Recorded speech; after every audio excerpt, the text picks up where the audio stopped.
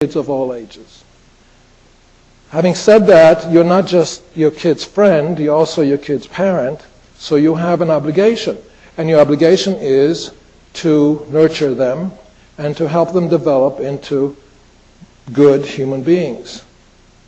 It happens in this very media-rich world where there are all sorts of powerful forces, commercial forces, political forces, many forces that have no interest in your child's well-being. They have absolutely no interest in any of that. They are interested in their own purposes, usually in commercial purposes. And they tend to have a range of responsibility socially, but most of them are interested in the bottom line.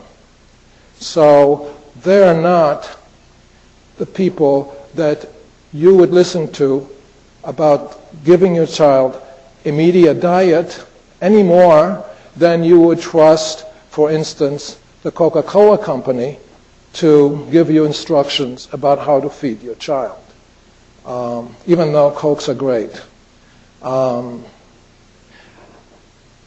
So the concept is you feed your child a media diet just like you feed your child a regular meal diet.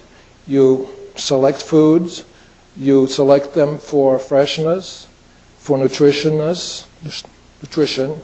for having certain ingredients that are known to be helpful, like proteins, smattering of carbs, smattering of fats, vitamins and minerals, etc. You try to create them in the right balance, generally, and you try to present them in menus, generally, daily, that are balanced and that are attractive, so the kids will eat, and they'll eat well. You also sit around together, hopefully, and this is a strong recommendation for everyone, to have at least one family meal a day of food. It's also helpful for the kids to help in preparation of the food and in serving it and in the cleanup. Those are things that are family chores, family activities, activities of the community that you live in as a family.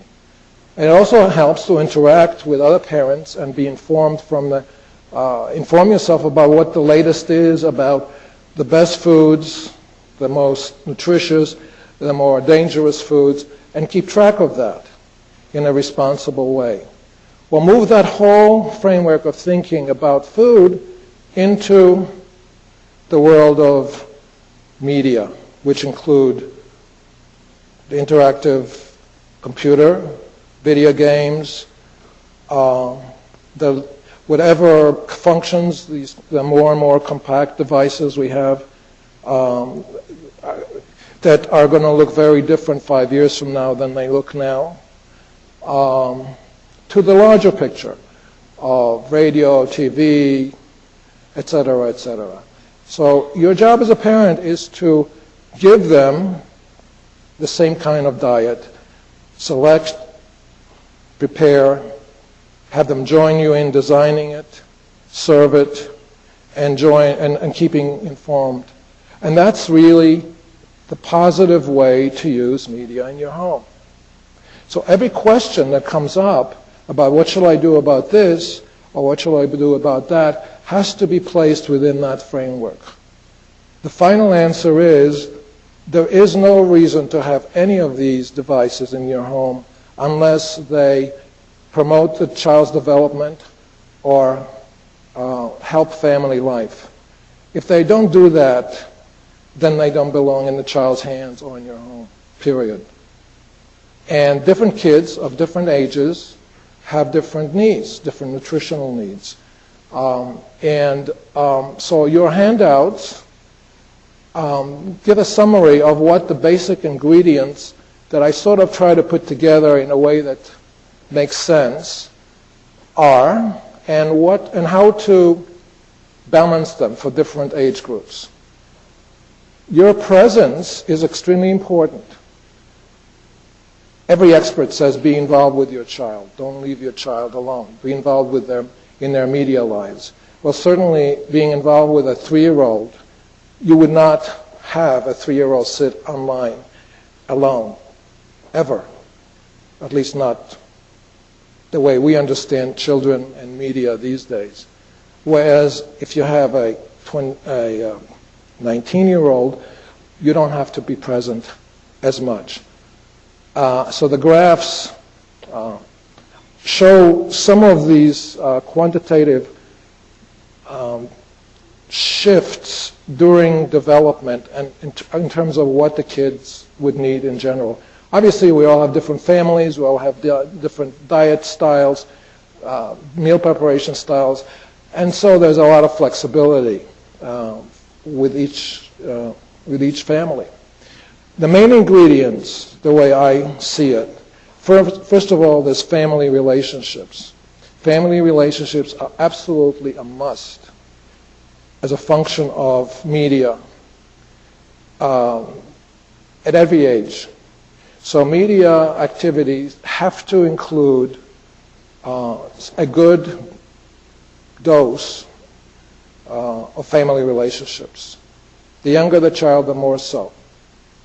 2, values education. As a family, and some of these overlap, but let me just go back to family relationships. How do you use this for family relationships? Well, I've already showed you at the beginning, which is you change the message that the spatial arrangement is, and you create a different spatial arrangement, which says this is a family. This is our family appliance as a family. We interact around it, we use it.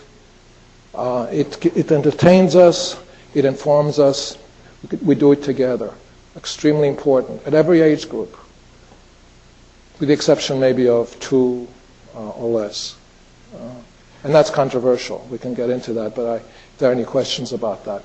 But there are also things you could do. You could go online as a grandfather coming over and goes online with the kids to visit the White House, to go to his hometown or home state and do sightseeing, to go on Google Earth and look at the neighborhood. Lots of interesting things you could do with kids.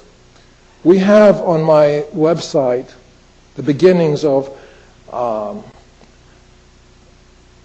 lists of possible activities you could do with your kids, as well as guides for you as parents that we've sort of reviewed and think are pretty good starts.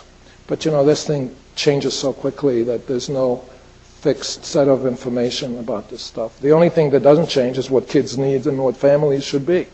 The rest of it changes. Okay, so values education. We don't hear that much in popular culture about values.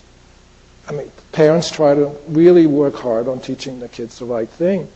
The golden rule is the keystone. It's the center of all values. Do unto others as you would do unto you would have them do unto you. And that can start at the age of 2. And its various permutations and elaborations and continue through life. And